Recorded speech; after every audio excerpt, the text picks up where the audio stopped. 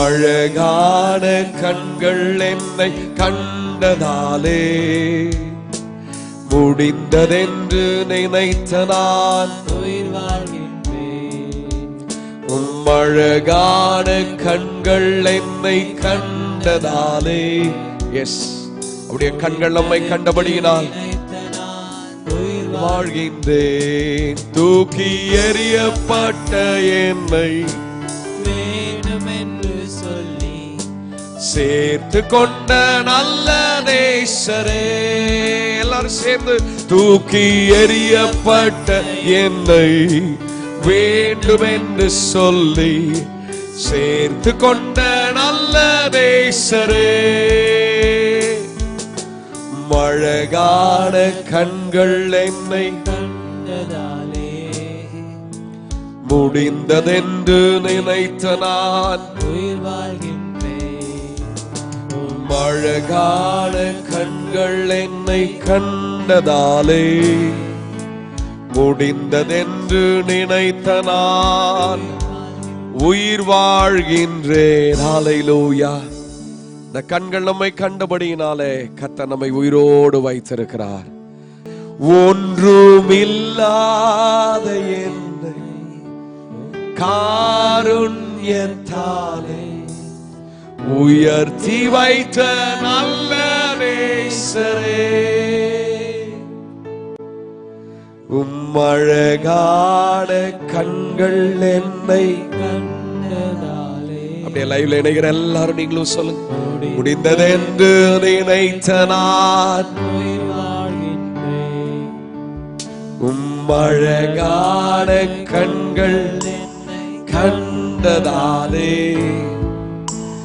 முடிந்ததென்று ஒரு புதிய ஆரம்பத்தை அவர் பார்த்ததனால் நம்முடைய வாழ்க்கையில தூக்கி எறியப்பட்ட என்னை வேண்டும் என்று மனிதனாலே தூக்கி எறிவார்.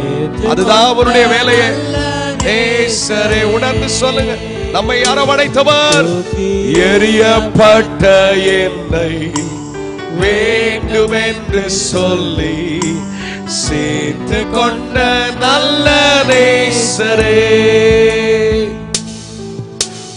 அழகான கண்கள் என்னை கண்டதாலே முடிந்ததென்று நினைத்த நான் உயிர் வாழ்கின்றேன்.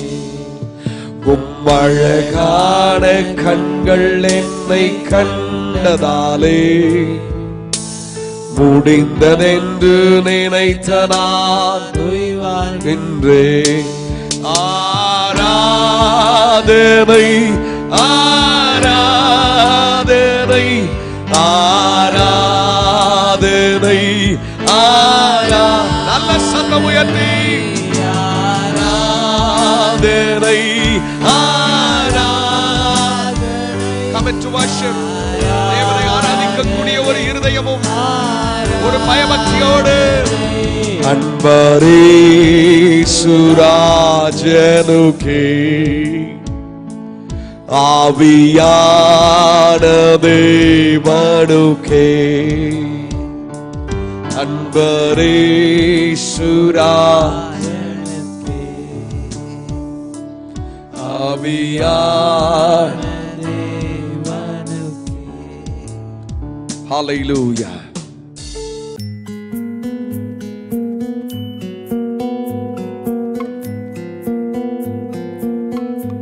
பிலிப்பியர் 2வது அதிகாரம் 14ஆம் வசனம். நான் வீணாக ஓடினதும் வீணாக பிரயாசப்படவில்லை என்கிற மகிழ்ச்சி கிறிஸ்துவின் நாளில் எனக்கு உண்டாயிருப்பதற்கு ஜீவ வசனத்தை பிடித்து கொண்டு உலகத்திலே சுடர்களைப் போல பிரகாசிக்கிற நீங்கள் என்று சொல்லுகிறார்.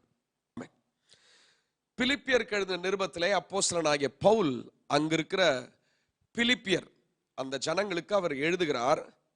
சொல்லும் பொழுது அவர் முக்கியமான வார்த்தை என்ன சொல்லுகிறார் என்றால், கர்த்தருக்குள் தன்னுடைய பாடுகள் வீண் போகாது என்பதை, இந்த வசனத்தை நான் 3ஆக பிரித்து விடுகிறேன். கர்த்தருக்குள் நம்முடைய பாடுகள் வீண் போகாது என்று முதலாவது சொல்லுகிறார். இரண்டாவது அந்த வசனத்தில் நமக்கு சொல்லுகிற ஆலோசனை என்னவென்றால், ஜீவ வசனத்தை பிடித்துக் கொள்ளுங்கள் என்று சொல்லுகிறார். மூன்றாவது நமக்கு சொல்லும்போது, அந்த வசனத்தை நீங்கள் பிடித்துக் கொண்டு, அப்படி பிடித்துக் கொள்ளும் போது நீங்கள் சுடர்களாக, வெளிச்சங்களாக நீங்கள் பிரகாசிப்பீர்கள் என்று சொல்கிறார். ஒரே வசனம், 3 வார்த்தை ஆண்டவர் கொடுத்திருக்கிறார். வேகமாக நாம் தியானிக்கலாம். இந்த பிலிப்பியருக்கு எழுதின நிருபத்தை அவன் எழுதும்போது ஹவுஸ் அரெஸ்ட், வீட்டு காவலில் இருக்கிறார். இந்த பிலிப்பியருக்கு எழுதின இந்த பட்டணத்துக்கு, பிலிப்பிய பட்டணத்துக்கு அவன் போகும்போது 2வது பிரயாணத்தில் போகிறார். அப்போஸ்தலர் நடபடிகள் 16வது அதிகாரத்திலே நீங்கள் இதை பார்க்கலாம். அப்போஸ்தலர் 16வது அதிகாரத்திலே அவர் எப்போ பிலிப்பு பட்டணத்தில் போனா, யார் முதலாக ரட்சிக்கப்பட்டார்கள், பின்பதாக அங்கு நடந்த என்ன அற்புதம், பின்பதாக ஒரு காவல் அதிகாரியின் குடும்பம் அங்கு ரட்சிக்கப்படுறாங்க. அதுதான் முதல் சபை. அப்போஸ்தலர் 16வது அதிகாரத்துல பிலிப்பிய சபை எப்படி ஆரம்பிக்கப்பட்டது என்கிற பின்னணி அப்போஸ்தலர் நடபடிகள் இருக்கு. வேதத்தை ஏன் நம்ம எல்லாத்தையும் வாசிக்க வேண்டும் என்றால், இந்த நிருபங்களுக்கெல்லாம் அஸ்திவாரம் எதுனா அப்போஸ்தலர் நடபடிகள். அப்போஸ்தலர் நடபடிகளை வாசித்தாதான் பிலிப்பியர் நிருபத்தை நாம் புரிந்து கொள்ள முடியும், எபேசியரை புரிந்து கொள்ள முடியும், கொலோசியரை புரிந்து கொள்ள முடியும். அது கூட அஸ்திபாரம் அங்குதான் இருக்கு. சிலரெல்லாம் சில வேளைகளிலே நேரடியா ஒரு வசனத்தை எடுத்து பேசுவார்கள். எது எது என்ன சூழ்நிலைமை, என்ன எப்படி ஆண்டவர் பேசி இருக்கிறார், பிலிப்புக்கு எப்படி எழுதினார், எதுவுமே இல்லை. நேரா ஒரு வசனத்தை எடுத்து எல்லாம் தெரிந்தது போல பேசுவார்கள். இது ஆசீர்வாதம் கிடையாது. வேதத்தை சரியான விளக்கத்திலே, வெளிச்சத்திலே வாசிக்கும் பொழுது மாத்திரமே அதிலிருந்து இருக்கிற வார்த்தை தேவன் என்ன அதுக்குள்ள நமக்கு வைத்திருக்கிறார் என்பதை புரிந்து கொள்ளலாம். இல்லை என்றால் ராங் இன்டர்பிரேஷன், மிஸ் இன்டர்பிரேஷன் நம்ம பண்ணிடுவோம். ஆனா இங்க எழுதும் போது அப்போஸ்தலனாகிய பவுல், நம் சம்பவத்துக்கு வருவோம். அப்போஸ்தலனாகிய பவுல் அங்கு பிலிப்பியர் பட்டணத்துக்கு எழுதுகிறார். அங்கு சொல்லுகிறார், கர்த்தருக்குள் நம் பாடுகள் என்ன செய்யாதுன்னா, அந்த பிலிப்பியர் 2:14 வசனத்துல நம் பாடுகள் ஒரு நாளும் என்ன செய்யாதுன்னா வீண் போகாது. ஒரு அல்லேலூயா சொல்லுங்களா. அல்லேலூயா, அல்லேலூயா.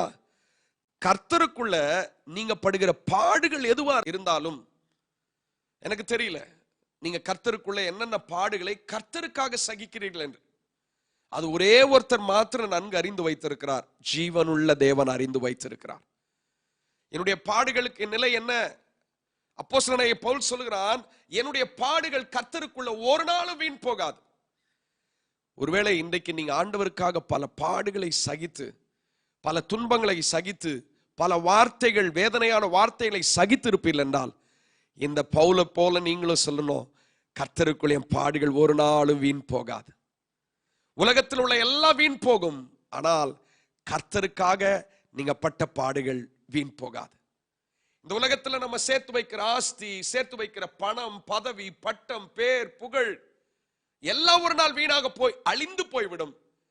ஆனா ஒரு நாள் நான் அவருக்கு முன்பதாக நிற்கும் போது அவர் எதை வைத்து என்னை தரம் பிரிக்கிறார் என்றால், இந்த பூமியில எனக்காக நீ வாழும் பொழுது எவ்வளவு கஷ்டத்தை பட்டப்பா, என்னுடைய நாமத்துக்காக, என்னுடைய பேருக்காக உன்னை நிந்தித்தாங்க, உன்னை அடித்தாங்க, உன்னை தள்ளி வைத்தாங்க. இயேசுவை ஏற்றுக்கொண்டதற்காக இன்றைக்கு சரியான அங்கீகாரம், உத்தரவாதம் இல்லை. ஒரு தாயார் 3 பிள்ளைகளை வைத்திருக்கிற ஒரு தாயார், பெண் பிள்ளை வைத்திருக்கிற அந்த தாயார்கிட்ட பேசும்போது, அவங்க ரொம்ப நாளா சிறு வயதுல இருந்தே கம்யூனிட்டி சர்டிபிகேட் வாங்காம விட்டுட்டாங்க. இப்பொழுது அவர்கள் இயேசுவை ஏற்றுக்கொண்டு ரட்சிக்கப்பட்டு பெண் பிள்ளைகளுக்கெல்லாம் கிறிஸ்தவ பேர் இருக்கிறது. அதனால் அவர்கள் சொன்னதுதான், அவர்கள் போய் அரசாங்கத்திலே பதிவு செய்யும் பொழுது இப்பொழுது அவர்களை எங்க கொண்டு வந்துட்டாங்கன்னா ஹையர் கேட்டகரியில கொண்டு வந்துட்டாங்க. அப்ப இவங்க எவ்வளவு சொல்லி பார்க்கறாங்க, இல்ல நான் ஒரு ஏழ்மை குடும்பம், வீட்டு வேலை அந்த நிலையில தான் செய்யறேன், நான் அப்படி இல்லை, என் பிள்ளைகளை படிக்க ஸ்காலர்ஷிப் எதுவுமே கிடைக்காது. இல்ல, எப்பொழுது கிறிஸ்துவை ஏற்றுக்கொண்டீர்களோ அன்றைக்கே நீங்கள் உயர்ந்த இடத்துக்கு போயிருங்கன்னு சொல்லி அவங்க சர்டிபிகேட் அப்படிதான் எழுதிட்டாங்க. அதை எழுதிக்கிட்டு ஒன்றும் தவறில்ல. அந்த தாயார் ரொம்ப சந்தோஷமா சொன்னாங்க, அதுக்கப்புறம் பரவாயில்ல, எனக்கு இந்த பூமியில எனக்கு கிடைக்க வேண்டிய சலுகைகள் இல்லாமல் போனாலும் எனக்கு ஒரு விசுவாசம் உண்டு, நியாய தீர்ப்பு நாளிலே அந்த பரலோக தேவனை நாங்கள் சந்திக்கும் போது அதற்கான பலனை என் தேவன் தருவாராக. எத்தனை பேர் விசுவாசிக்கிறீங்க? ஹல்லேலூயா. இந்த பூமியில உங்களுக்கு பலன் இல்லாம இருக்கலாம், நீங்கள் செய்த பாடுகள், ஆண்டவருக்காக சகித்த பாடுகள் மற்றவர்களுக்கு என்ன என்று புரியாமல் இருக்கலாம். ஆனா ஒரு நாள் வரும், நீங்க நடந்த இடம், நீங்க போன இடம், ஆண்டவருக்காக நீங்கள் மற்றவர்களுக்கு போய் சார்பாக நின்ற அந்த பகுதிகள் எல்லாவற்றையும் பலன் தருகிற ஒரு தேவன் இருக்கிறார். மனிதன் மறந்து போவான். எத்தனையோ பேருக்கு நீங்க கிறிஸ்துவ நிமித்தம் நீங்க நன்மை செய்திருக்கலாம். மனிதன் மறந்து போயிருப்பான். கவலைப்படாதீங்க. யாரோ ஒருவர் இந்த மாலை நேரத்தில் இந்த பாடுகளை குறித்து நீங்க யோசித்து கொண்டு இருப்பீங்கன்னா, கிறிஸ்துவை ஏற்றுக்கொண்டதற்காக பல பாடுகளை நீங்கள் சந்தித்திருப்பீர்கள் என்றால் பவுல் உங்களை உற்சாகப்படுத்துகிறார். பிலிப்பியருக்கு எழுதின அதே வார்த்தைகள் உங்களுக்கு ஆவியானவர் சொல்லுகிறார். என்ன சொல்றார்னா, கிறிஸ்துவுக்குள் நம் பாடுகள் ஒரு நாளும் வீணாய் போகாது. ஒரு வசனத்தை பழைய ஏற்பாட்டிலிருந்து உங்களுக்கு நான் காண்பித்து தருகிறேன்.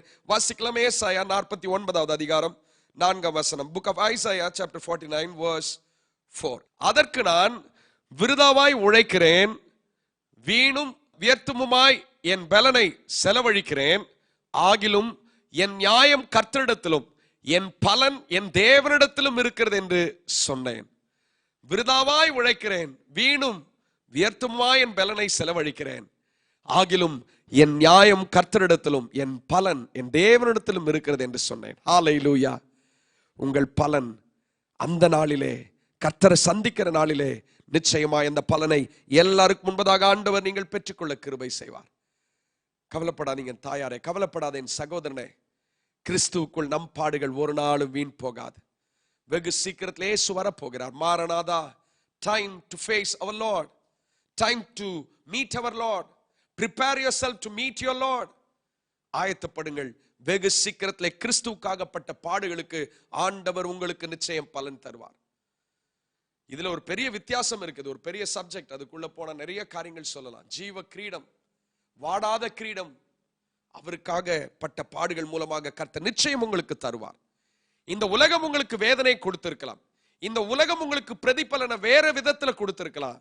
ஆனா பாடுகளை கர்த்தருக்காக சகித்ததற்காக கர்த்தர் கொடுக்கிற பரிசு, கர்த்தர் கொடுக்கிற பலன், அது நிச்சயமாய் அது ஆசீர்வாதமாய் இருக்கும்.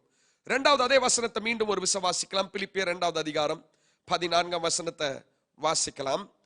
Philippians chapter 2 verse 14. Shall we read it together one more time? நான் வீணாக ஓடினதும் வீணாக பிரயாசப்பட்டதும் இல்லை என்கிற மகிழ்ச்சி கிறிஸ்துவின் நாளில் எனக்கு உண்டாயிருப்பதற்கு ஜீவ வசனத்தை பிடித்து கொண்டு உலகத்திலே சுடர்களை போல பிரகாசிக்கிற நீங்கள்.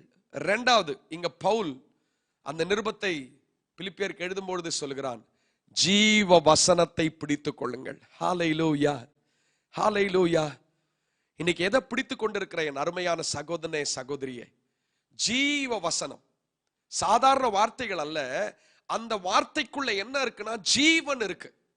லைஃப் கொடுக்கும், உங்களை உயிர்ப்பிக்க செய்யும், உங்களை உணர்வடைய செய்யும், உங்களை உருவாக்கும். இதெல்லாம் எங்க இருக்குன்னா அந்த வசனத்துக்குள்ள இருக்கு. அதன் பேர் ஜீவ வசனம். இன்றைக்கு அநேகர் ஜீவ வசனம், ஜீவனை கொடுக்கிற வசனம் என்று அறியாம தான் ஏதோ புத்தகங்களை வாசிக்கிறோம். எல்லா புத்தகங்களை வாசிக்கிறார்கள். ஆனா எத்தனை பேர் சொல்ல முடியும் இந்த புத்தகங்கள் எங்க வாழ்க்கையை மாற்றினது, இந்த புத்தகம் இதன் மூலமா நான் மாற்றப்பட்டேன், இந்த புத்தகத்தின் மூலமா எனக்குள்ள ஒரு பெரிய மாற்றம் வந்தது அப்படின்னு எத்தனை பேர் சொல்ல முடியும்? நான் சொல்லுகிறேன், அதை எழுதின மற்ற புத்தகங்கள், எல்லா புத்தகங்களும் எழுதினவங்க ஒரு சாதாரண மனிதன். அவங்களுக்கு தெரிந்தது அவங்க எழுதியிருப்பாங்க. அவங்க நிச்சயமா ஆவியினால எழுதியிருப்பாங்கன்னு எனக்கு தெரியல. அப்ப ஆவியில எழுதப்படாத ஒரு பொதுவான புத்தகம் எப்படி ஒருவனை ஜீவனுக்குள்ள கொண்டு நடத்தி செல்ல முடியும்? ஒருவனை ஜீவனுக்குள்ள நடத்த வேண்டும் என்றால் இந்த ஜீவ புத்தகம், ஹல்லேலூயா, பரிசுத்த வேதாகமம், இது ஒவ்வொருவனையும் ஜீவனை உண்டு பண்ணும். இன்னைக்கு சொல்லுகிற இந்த வார்த்தை உங்களை ஜீவனை உண்டு பண்ணும். நீங்கள் ஜீவனோடு எழும்ப ஆண்டவர் கிருபை செய்வார். சோர்ந்து போயிருக்கிறீங்களா? ஜீவனை உண்டு பண்ணுகிற வார்த்தை இங்க இருக்கு. பலவீனப்பட்டிருக்கீங்களா? சுகப்படுத்துகிற வார்த்தை இங்க இருக்கு. குடும்பத்துல பிரச்சனை இருக்கா? அதை தீர்க்கிற வார்த்தை இங்க இருக்கு. இந்த வார்த்தையை தவிர, இந்த ஜீவ வார்த்தையை தவிர வேறு ஒரு வார்த்தை நம்முடைய வாழ்க்கையில இல்லையே. எனக்கு அன்பான தேவ பிள்ளையே, அவன் சொல்லுகிறான், ஜீவ வசனத்தை நான் பிடித்து கொண்டேன். இன்னைக்கு எத்தனை பேர் நம்ம அப்படி சொல்ல முடியும்? நான் ஜீவ வசனத்தை பிடித்து கொண்டேன். I catch it, I hold it. ஏன்னா வசனத்தை நம்ம பிடிப்போம்னா இந்த வசனம் தான் நம்முடைய ஆண்டவராகிய இயேசு கிறிஸ்து. ஹல்லேலூயா. இந்த வசனத்தை நம்ம பிடிப்போம்னா இந்த வசனம் ஒரு நாள் நம்மை தனியாக விடாது. இந்த வசனத்தை நம்ம பிடிப்போம்னா இந்த வசனம் நம்மை ஒரு நாளும் தள்ளி விடாது. சொல்லுகிறேன், கொலைக்காரர்கள், கொள்ளைக்காரர்கள், எவ்வளோ மோசமான பாவங்களை செய்தவர்கள் கூட இந்த வசனத்தை வாசிக்கும் பொழுது ஒன்றே ஒன்று நடக்கும், அவனுக்குள் ஒரு பெரிய மாற்றத்தை ஆண்டவர் கொண்டு வந்திருக்கிறார். எவ்வளவு பெரிய பாவியா இருந்தாலும் இந்த வசனம் அவனுக்குள்ள போகும் என்றால் அது நிச்சயமாய் மாற்றும் அவனை. ஹல்லேலூயா, ஹல்லேலூயா.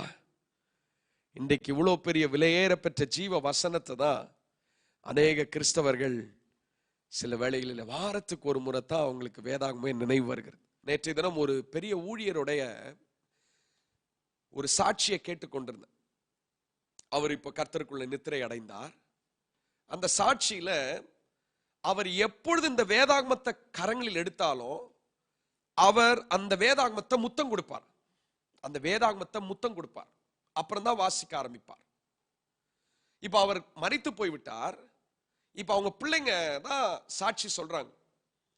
அந்த பிள்ளைங்க சாட்சி சொல்லும் போது அவர் என்ன சொன்னார் தெரியுமா? இப்ப நாங்களும் அந்த வேதத்தை எடுக்கும் போது முத்தமிட்டு தான் உள்ள படிக்க ஆரம்பிப்போம். எங்க அப்பா கிட்ட இருந்து கற்றுக்கொண்ட ஒரு காரியங்களில் ஒன்று, அவர் வேத வசனத்தை எவ்வளவு நேசித்தாரோ இன்றைக்கு அவருடைய பிள்ளைகளாக நாங்கள் ஊழியம் செய்கிறோம், எங்களுக்குள்ளேயும் அவைகள் ஊற்றப்பட்டது என்று சொன்னார். எனக்கு அன்பான தேவ பிள்ளையே, பவுல் சொல்லுகிறான், ஜீவ வசனத்தை பிடித்துக் கொள்ளுங்கள் என்று சொல்லி இன்றைக்கு நம்ம கூட நம்முடைய குடும்பம், குடும்ப தலைவன், குடும்ப தலைவி, வாலிப பிள்ளைகள், நீங்க இந்த ஜீவ வசனத்தை பிடித்துக் கொள்வீங்கன்னா உண்மையா சொல்லுகிறேன், நீங்க சாதாரணமா இருப்பதில்லை. You will never be the same. நீங்க நிச்சயமா சாதாரணமா இருப்பதில்லை. அப்ப இத முத்தம் கொடுத்து படிக்கிறாங்கன்னா இது மேல எவ்வளவு ஒரு அன்பு, இது மேல எவ்வளவு ஒரு நேசம் அந்த வார்த்தையின் மேல. அதனால்தான் பேதுரு கிட்ட ஒரு வார்த்தை ஆண்டவர் நல்லா கேட்டாரு. வாசிக்கலாம் அந்த சம்பவத்தை. அவர் என்ன சொல்லுகிறான் பாருங்கள். யோவான் சுவிசேஷம் 6வது அதிகாரம் 68வது வசனம். சீமோன் பேதுரு கிட்ட ஆண்டவர் ஒரு வார்த்தையை கேட்கிறார். வாசிக்கலாம்.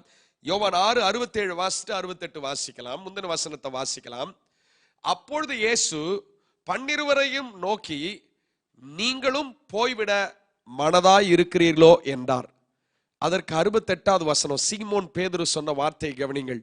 சீமோன் பேதுரு அவருக்கு பிரதியுத்தரமாக, ஆண்டவரே, யாரிடத்தில் போவோம்? நித்திய ஜீவ வசனங்கள் உம்மிடத்தில் உண்டே என்று சொன்னான். ஹல்லேலூயா, ஹல்லேலூயா. என்ன சொன்னானா? யாருக்கிட்ட போவோம் ஆண்டவரே? எங்க போக முடியும்? வலையெல்லாம் விட்டுட்டு வந்துட்டோம் ஆண்டவரே, நீங்க தான் கதைன்னு வந்துட்டோம். ஏன்னா இயேசு கிறிஸ்துவோட உபதேசத்தை கேட்டாங்க பலர். என்ன சொன்னாங்கன்னா, ரொம்ப கடினமா பேசுறார். போயிட்டாங்களா? நிறைய சீஷர்கள் போய்விட்டார்கள். இன்றைக்கு உண்மையா சொல்றேன், கடினமான உபதேசங்களை கேட்கும் போது அநேகர் அதற்கு செவி கொடுப்பதற்கு மனதே இல்லை. காரணம் என்னன்னா, என்ன நினைப்பாங்கன்னா, நாங்கெல்லாம் எத்தனை வருஷமா கிறிஸ்தவங்களா இருக்கிறோம், இப்ப வந்துட்டு இவர் என்ன சொல்றார்? இப்படிப்பட்ட மனநிலை பலருக்கு இருக்கு. தயவா அந்த மனதை நீங்கள் மாற்றிக்கொள்ளுங்கள். அது உங்களுக்கு ஆசீர்வாதம் தராது. இல்லைன்னா மற்றவர்களை ஒப்பிட்டு சொல்லுது, அவங்கள விட நான் ரொம்ப நல்லா தானே இருக்கேன், அப்புறம் எதுக்கு? இல்லைங்க, வசனம் அப்படிப்பட்டதே அல்ல. இப்போ எல்லாவற்றையும் விட்டு வந்த இவர்கள் கிட்ட இயேசு கேட்கிறார். கடினமான உபதேசத்தை கேட்ட அநேகர் போய்விடுகிறார். ஆவிக்குரிய சத்தியத்தை கேட்ட அவர்கள் கேட்க விருப்பம் இல்லை. இப்படிதான் இருக்கணும், வேதம் இப்படி சொல்லுது, ஏன்னா வெகு சீக்கிரத்தில் பரலோகத்துக்கு போக வேண்டும் அப்படின்னு சொல்லும் போது அநேகருக்கு அந்த சத்தியத்தை கேட்டு சீஷர்கள் நிக்கலையா. இயேசு கிறிஸ்துவ சீஷனா வரன்னு பலர் இயேசு கிறிஸ்துவுடைய உபதேசத்தை கேட்டு திரும்பி போயிட்டாங்க. அப்பதான் நான் நினைப்பேன், ஆண்டவரே, உங்க உபதேசத்தை கேட்டே நிக்க முடியல, அதனால நம்ம பேசி யாருக்கும் அவங்க நிக்கலன்னா பிரச்சனை இல்லை. ஒருவேளை உபதேசம் ரொம்ப கடினமா இருக்குன்னு போறாங்களா, பிரச்சனை இல்லை, குட் பை. உபதேசத்துல ஒரு நாளும் there is no compromise because it's the living word. இப்ப ஜீவ வசனத்தை பிடித்துக் கொண்டு சீமோன் பேதுரு கிட்ட கேக்குறார், என்னப்பா நீ என்னப்பா சொல்ற? நாங்க எங்க போவோம் ஆண்டவரே? ஜீவ வசனம் உம்மிடத்தில் இருக்கிறது ஐயா, ஜீவ வசனம் உம்மிடத்தில் இருக்கிறதே அப்பா. ஏன்னா நீங்க பேசுகிற வார்த்தை தான் எங்களை உயிர்ப்பித்து கொண்டே இருக்கிறது. இன்னைக்கு பெரிய பெரிய பிரச்சனையை யார் நீங்கள் சந்தித்து, எல்லா பிரச்சனைக்கும் தீர்வு ஒன்றே ஒன்றுதான், இந்த வேதத்தில் கர்த்தர் வைத்திருக்கிறார். பிசினஸ் லாஸா, வேதத்தை வாசித்து பாருங்கள், நான் சொல்கிற ஆசீர்வாதத்தை பெற்றுக்கொள்வீர்கள். குடும்பம் பிரிந்திருக்கிறதா, வேதத்தை வாசித்து பாருங்கள், அதற்கு தீர்வு இருக்கிறது.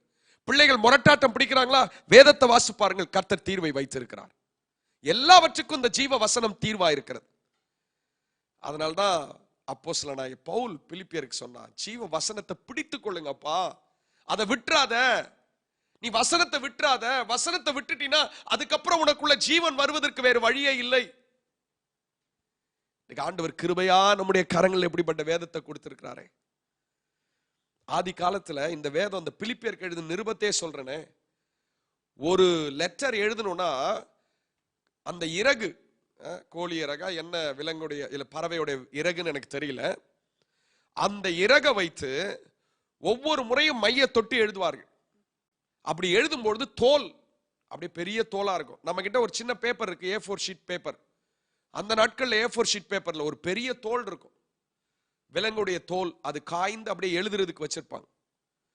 அப்படி ஒரு 10 பேப்பர் எழுதி முடிக்கணும்னாலே கிட்டத்தட்ட 2 கிலோல இருந்து 5 கிலோ வரைக்கும் அந்த தோல் ஆயிரும். சுருள் தான். அப்படி எழுதின வசனத்தையே பாருங்க, ஒரு ஒரு ஒரு கூட்டத்தாரை நான் உங்களுக்கு காண்பிக்கிறேன். ஏன் நம்ம இப்படி இருக்கிறோம், நம்ம எப்படி மாறணும் அவங்கள போல. வாசிக்கலாம் என்னோடு சேர்ந்து, திருப்பிக் கொள்ளுங்கள். அப்போஸ்தலர் நடபடிகள் 17வது அதிகாரத்துல இந்த கூட்டத்தார், இந்த சபையார பாருங்க, அவங்க எப்படி இருக்கிறாங்க. அப்போஸ்தலர் 17 10 11 12. உடனே சகோதரர் ராத்திரி காலத்திலே பவுலையும் சீலாவையும் பெரேயா பட்டணத்துக்கு அனுப்பிவிட்டார்கள். அவர்கள் அங்கே சேர்ந்து யூதருடைய ஜெபாலயத்திற்கு போனார்கள். 11ஆம் வசனம். அந்த பட்டணத்தார் மனோவாஞ்சையாய் வசனத்தை ஏற்றுக்கொண்டு காரியங்கள் இப்படி இருக்கிறதா என்று தினந்தோறும் வேத வாக்கியங்களை ஆராய்ந்து பார்த்ததினால் தெசலோனிக்கேயில் உள்ளவர்களை பார்க்கிலும் நற்குணசாலிகளாய் இருந்தார்கள். ஹல்லேலூயா, ஹல்லேலூயா, ஹல்லேலூயா. பெரேயா என்கிற அந்த பட்டணத்தார் நற்குணசாலிகள். காரணம் என்ன தெரியுமா? அவங்களுக்கு வேத வசனத்தை பார்க்கும்போது ஒரு வாஞ்சை வந்துதான். வாஞ்சையா தாகமா எடுத்து வாசித்தாங்களா. எனக்கு அன்பான வாலிபனே, நீ வேதத்தை வாசிக்கலனா எப்படி நீ நற்குணசாலி உள்ள ஒரு நல்ல புருஷனா மாற முடியும்? இன்றைக்கு வேதத்தை மறந்த யாருமே வாழ்க்கையில் ஆசீர்வாதத்துக்கு கடந்து சென்றதா இல்லை. அவர்கள் இன்னும் பிரச்சனைக்குள்ளதான் போயிருக்கிறாங்க. ஜெபம், வேத வசனம். இன்றைக்கு நான் மையப்படுத்துவது, அநேக நேரம் ஜெபத்தை குறித்து பேசி இருக்கிறோம். இந்த பட்டணத்தார் அந்த வசனத்தின் மேல மனவாஞ்சியா இருந்தாங்க. தினந்தோறும் அந்த அந்த பட்டணத்தார் வேதத்தை திருப்பி திருப்பி திருப்பி திருப்பி என்ன சொல்லி இருக்கு, ஏன் இப்படி சொல்லி இருக்கு அப்படி வாசித்ததுனால வேதத்தில் எழுதி வைத்திருக்கிறார்கள். தெசலோனிக்கே பட்டணத்தாரை காட்டிலும், அங்க இருக்கிற சபையை காட்டிலும் இந்த பெரேயா என்கிற பட்டணத்தார் விசேஷித்தவர்களாக கர்த்தர் வைத்திருக்கிறார். இந்த வேதத்தை வாசிக்கிற, அதை தியானிக்கிற, அதை உட்கொள்கிற ஒவ்வொருவரும் நிச்சயமா சொல்கிறேன், இந்த உலகத்துல கர்த்தர் அவர்களை விசேஷித்தவர்களாய் மாற்றுவார். You want to be a special man, special people? இன்னைக்கு நிறைய வாலிபர்களை பார்க்கிறேன், எனக்கு ஒண்ணுமே தெரியாது, எனக்கு ஒண்ணுமே இல்லை, நான் என்ன செய்வேன், எப்பவுமே இப்படி பேசுறீங்கன்னா நான் நிச்சயமா சொல்றேன், நீங்க வசனத்தை அதிகமா வாசிக்கல. ஒரு மனிதன் இதை உட்கொள்ளும் பொழுது அவன் அப்படியே மாற ஆரம்பிப்பானா, ஜீவன் அவனுக்குள்ள உண்டாய்கொண்டே இருக்குமா. எனக்கு அன்பான தேவ பிள்ளையே, உங்க குடும்பத்துல, நீங்க தனிப்பட்ட வாழ்க்கையில ஒருவேளை நீங்க இயேசு கிறிஸ்துவை இப்போ ஏற்றுக்கொண்டு நீங்க புதிதா கிறிஸ்துக்குள்ள வந்திருக்கலாம். ஆனா உங்களை நீங்க நிற்க செய்ய வேண்டும் என்றால் கடைசி வரை இந்த வேத வசனத்தை நீங்கள் பிடித்துக் கொள்ளுங்கள். வேத வசனத்தை பிடித்துக் கொள்ளுங்கள். அப்படி பிடித்துக் கொள்ளும் போது நாம் பெற்றுக்கொள்கிற ஆசீர்வாதம் நேரடியாக மீண்டும் அதே வசனத்தை வாசிக்கலாம். 3வது அதுல சொல்லப்பட்ட வார்த்தையை பாருங்கள். பிலிப்பியர் 2வது அதிகாரம் 14ஆம் வசனம் கடைசியாக சொல்லப்பட்ட வார்த்தையை வாசிக்கலாம் எல்லாரும் சேர்ந்து.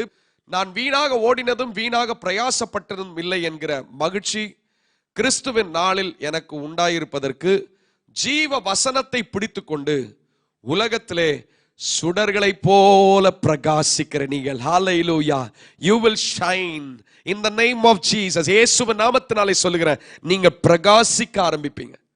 எந்த இடத்துல நின்னாலும் ஒரு வெளிச்சம் உங்க மேல இருக்கும். எந்த இடத்துல இருந்து நீங்க வாயை திறந்து பேசினாலும் அங்க ஒரு வல்லமை இருக்கும், அங்க ஒரு கிருபை இருக்கும். எனக்கு அன்பான சகோதரனே, சகோதரிய, வாலிப தங்கச்சி, தம்பி, ஐயாமாரே, அம்மாமாரே, இன்னைக்கு பிரச்சனையே பேசிட்டு இருக்கிறது காட்டிலும் இந்த வேதத்தை வாசிப்பீங்க. அந்த வேதம் உங்களுக்கு உள்ள போகும்போது நீங்க பிரகாசிப்பீங்களா. you will shine, you will start shining. இன்னைக்கு அதனால சோர்ந்து போயிருக்கிற ஒவ்வொருவரையும் நான் உற்சாகப்படுத்துகிறேன். நிச்சயமாய் கர்த்தர் உங்களை பிரகாசிக்க பண்ணுவார். You will shine. கர்த்தர் உங்களை பிரகாசிக்க பண்ணுவார். எப்போ? ஜீவ வசனத்தை பிடித்துக் கொள்கிறவர்கள். அது முதல்ல சொன்ன ஆண்டவருக்காக படுகிற பாடுகள் ஒரு நாள் வீணாய் போகாது. இரண்டாவது, ஜீவ வசனத்தை பிடித்துக் கொள்ளுங்கள், நீங்கள் பிரகாசிப்பீர்கள். அதனால்தான் இயேசு நம்மை பார்த்து சொன்னார் பாருங்கள். வாசிக்கலாம். மத்தேயு எழுதின சுவிசேஷம் 5வது அதிகாரம் 14ஆம் வசனம் வாசித்து நம்ம நிறைவு செய்யலாம். மத்தேயு எழுதின சுவிசேஷம் 5வது அதிகாரம் 14வது வசனம் நம்ம எல்லாரும் சேர்ந்து வாசிக்க வேண்டிய வசனம். நீங்கள் உலகத்துக்கு வெளிச்சமாயிருக்கிறீர்கள், மலையின் மேல் இருக்கிற பட்டணம் மறைந்திருக்க மாட்டாது. ஒரு ஆமேன் சொல்லுங்களா? அல்லேலூயா. ஒருவன் வசனம் அவனுக்குள்ள போகும்போது அவன் பிரகாசிக்க ஆரம்பிப்பான். அவன் பிரகாசிக்கும் போது ஒரு காலம் அவனை மறைத்து வைக்கவே முடியாது. இன்னைக்கு நீங்க இருக்கிற இடத்துல, உங்க வேலையில, உங்க குடும்பத்துல, எந்த இடத்துல நீங்க ஆண்டவருக்குள்ள இருக்கும் போதும் இந்த வசனம் உள்ள போக போக நீங்க பிரகாசிக்க ஆரம்பிப்பீங்க. எத்தனை பேர் உங்களை மூடி வைக்க நினைத்தாலும் ஒருவராலும் உங்க வெளிச்சத்தை மூடவே முடியாது. எத்தனை பேர் அதை விசுவாசிக்கிறீங்க? ஹல்லேலூயா. வாலிப தம்பி, வாலிப தங்கச்சி, படிக்கிற ஸ்தலத்துல இன்னைக்கு மற்றவங்களை போல இருளுக்குள்ள இருந்துடாது. நீ வசனத்தை வாசிப்பினா உனக்குள்ள வெளிச்சம் பிரகாசித்து கொண்டிருக்கும். இன்னைக்கு அநேகர் சொல்றீங்க உங்களுக்கு பிராக்டிக்கலா ஒன்றும் தெரியல. What is practical? What is theory? Theory and practical both in the word of God. நீ சொல்லுகிற பிராக்டிக்கலும் நீ சொல்லுகிற தியரி எல்லாமே இந்த வேத வசனத்துக்குள்ள இருக்கு. இதுதான் உன்னை பிரகாசிக்க செய்யும். எந்த காலத்திலும் உன் நண்பனுக்காக இந்த வசனத்தை மறந்துடாத. உன் நண்பனுக்காக இந்த வேதாகமத்தை தள்ளி வைத்திராத.